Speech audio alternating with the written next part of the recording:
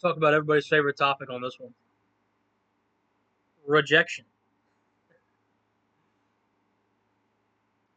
As is every topic, and as is everything, it has its own place and its own season.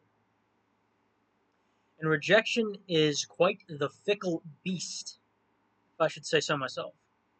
And I just did. Because at first glance, it seems to vindicate all of our negative pretensions and dispositions and self-loathing. Yet when we look deeper, is my view, and I believe the view of several others, that the rejection itself was never meant to hinder us, but instead to actually embolden us and to empower us. Now, I speak of empowerment here not in a sort of spiteful or bitter or egotistical sense, because that's still looking at it as the external needing to validate. You're still coming at it from it needing external validation. You're just dressing it up differently. When I speak of empowering and emboldening us, I mean through doing the inner work, through actually looking and seeing what that rejection implies, or even more importantly, what we think it originally implied. Give you an example. Okay. Now, I've been rejected by many things in my life. Okay? Women, just to make it clear, some women, okay? Some women have rejected me, not all women. Definitely not all women, just to make that clear. But I have been rejected by some women. That's a fact. Okay? Jobs. I imagine I don't have to talk about the labor market. That basically warrants an entirely different video. But I mean, it's basically a spray and pray approach at this point, sending out job applications. You can almost memorize the exact rejection letter that they send you via email, right? So women, jobs, opportunities that have fallen through, possible business partnerships, um, acquaintances that could have developed into different entrepreneurial endeavors, ghosted, never happened, right? Places, wanting to move to different places, being rejected, not qualifying, etc., etc., etc. There is literally no shortage of things you can get rejected from in this society. On a micro, on a macro scale, doesn't matter. It's irrelevant. There's no shortage, right? So it's not about strategically avoiding rejection, because that just means that you're a paper tiger. Okay, the second you experience something close to rejection, you're gonna fall apart. You're gonna get crushed because you can't handle it. You've never experienced it. It's about facing that rejection honestly without condemning yourself in the process. Again, as always, I'm talking to myself as much as I'm talking to y'all here. Because initially, it's very hard. It really is. Especially if you feel, you know, like you're deserving, like you deserve that job, or you see yourself for that person, right? More than one side to every story, of course. But when you encounter that rejection, notice how you talk to yourself. That's a big thing here. Notice your response, your angle, your perspective in here. What are you saying to yourself? Imagine. I mean, I can imagine. I can remember some of the stuff I used to say to myself. It's pretty bad. It was pretty dark. But that entire thing itself, the rejection itself, even the actual act of the rejection itself, it's feedback for your internal growth.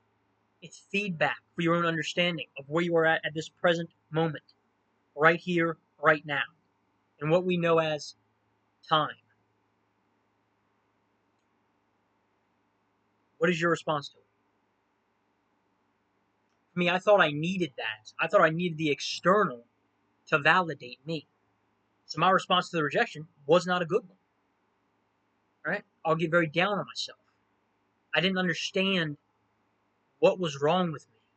Like genuinely. Like I was coming at it like it was an equation. Or like a math. Like I didn't understand. The math wasn't mathing. You know what I mean? Like I really didn't understand what was wrong with me. I know now that there was nothing ever wrong with me. I just didn't understand myself. And I thought I needed some external metric to tell me who I was.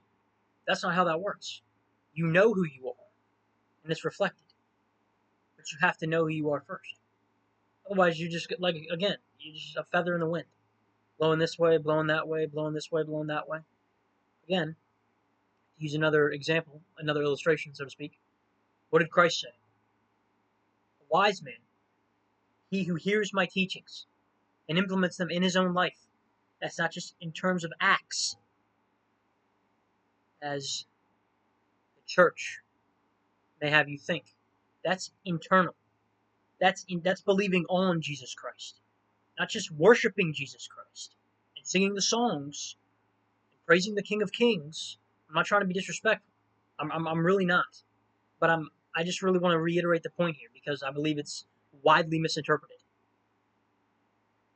Believing on Jesus Christ, on actually digesting the words, looking at it from more than one perspective, not just literal, allegorical, psychological, introspective.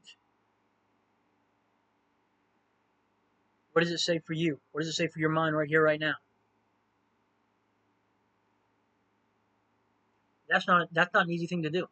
That's incredible. That's an incredibly hard thing to do, especially these days.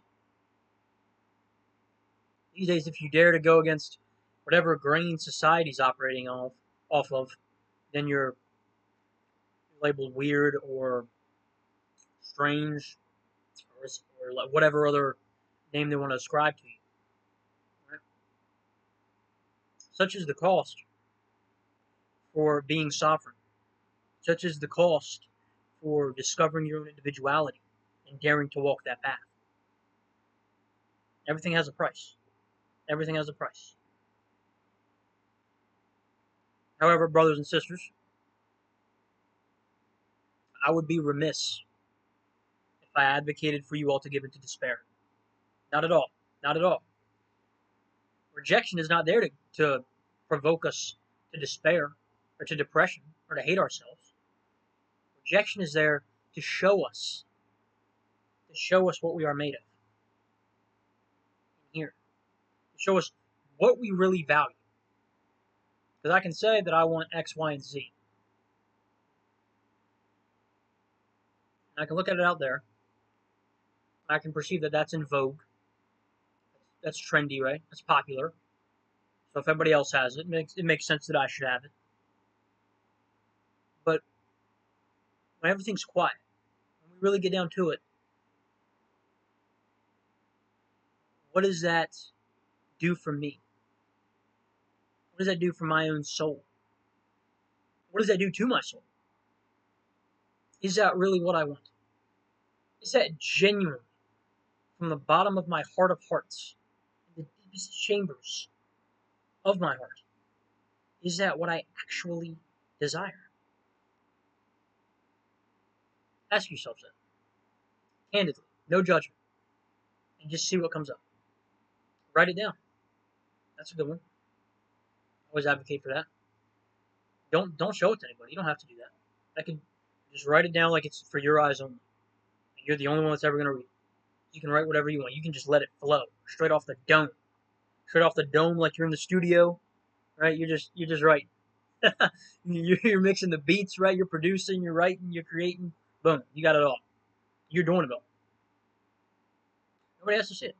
It's fine. Don't think like that. Not right then. Not at the moment. Just let it flow. Just let it flow. What is it that you actually value? What is it that you really desire? And when you do get rejected, when you inevitably encounter it, how are you talking to yourself? How are you? What language are you using? What words are you speaking life over yourself? Or saying, "Hey, you know what? You can't win them all. You know what? A better opportunity will come along." Rejection is God's protection. Are you saying that? And are you actually believing? Actually believing?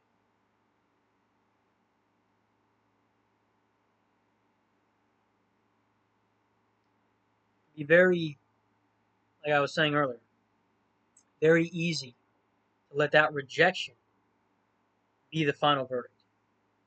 Let that rejection tell you your worth, your value, where you're at, where you stand. But it can only tell you that if one, you let it, okay, and two, more importantly, quite frankly, number two, is if you have number two, then you're not going to have number one either. I mean, excuse me, if you have number two, then you'll automatically get rid of number one. I misspoke. Forgive me. Number two, though, you don't even know who you are.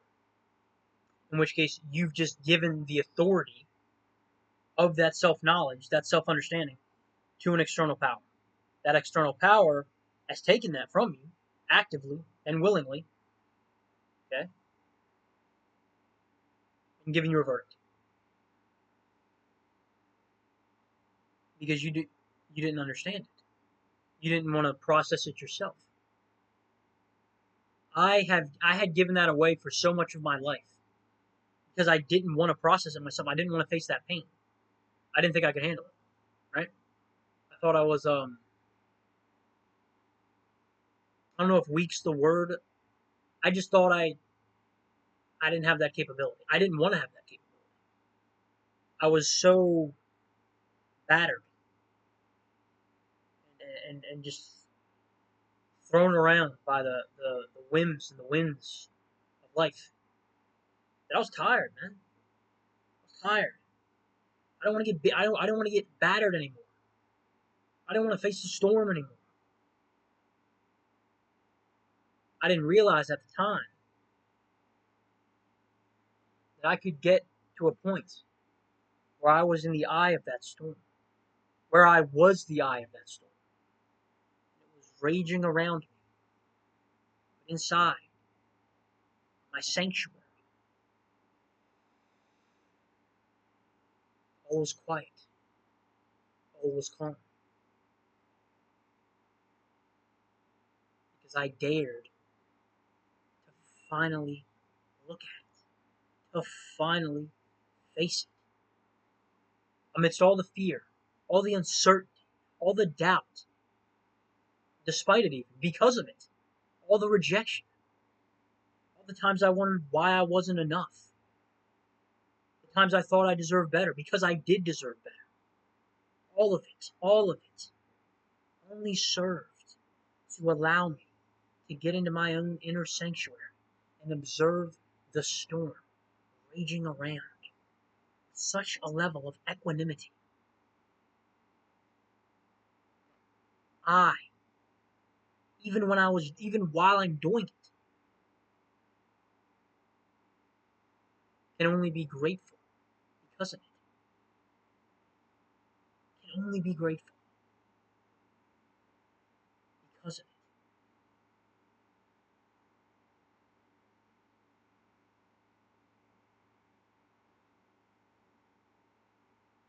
Rejection is not an evil. It's not a wound.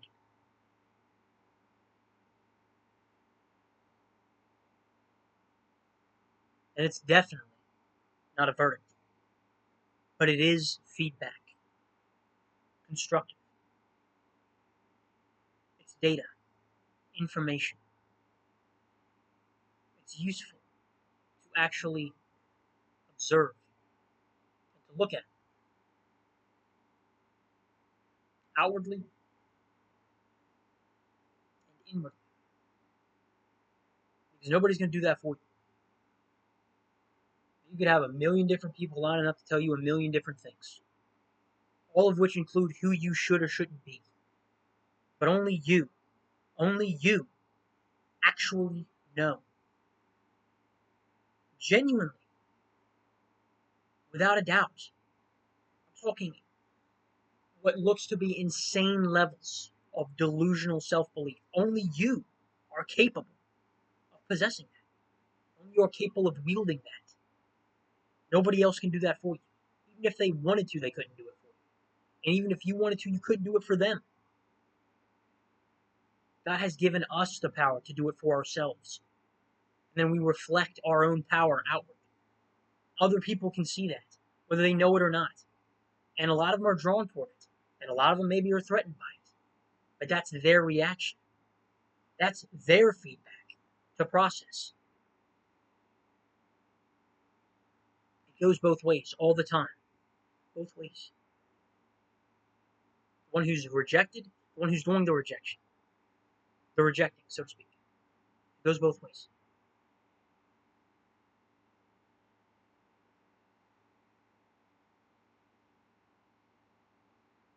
I just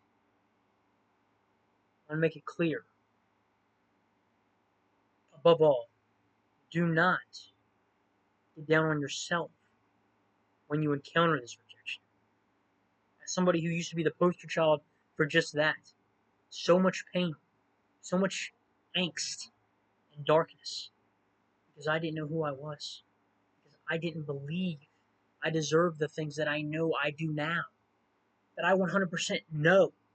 Somebody could put a gun to my head right now, and I would still know it, because it is a fact. God gave me that. Man didn't give me that. No woman gave me that. God gave me that. And it was up to me to decide what to do with it.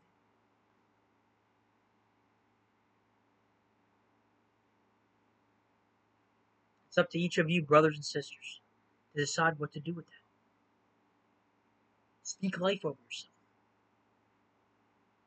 You are worthy. A son of the Most High. A daughter of the Most High. Princes and princesses of the kingdom of heaven ought to conduct themselves as such. I speak to you all with passion, not anger. Passion. It's very easy to let rejection get to you, but only if you look at it from one side of the coin. Only if you think you need that which has rejected you to validate who you are. Then of course you will be devastated. Just of course as I was devastated. But when you know for a fact, when you know beyond a shadow of a doubt, despite what anybody may or may not say, you know it. Just like you know your own name. You know it. You know it. And the rejection can only serve to embolden you and to serve you on the journey of becoming who it is that you always were. That is a fact. I encourage each and every one of you, I encourage each and every one of you to try it out for yourselves and to make it your own. Thank you all for watching. Appreciate you. Remember these words. Take these to heart. Apply them as well. Knowledge gained without application is useless. Why was the knowledge gained at all? Learn it. Apply it. Live it. Experience it for yourselves. God bless each and every one of you. And as always, of the utmost importance, as always, remember who it is that you are. And you stay true to that. Thank you.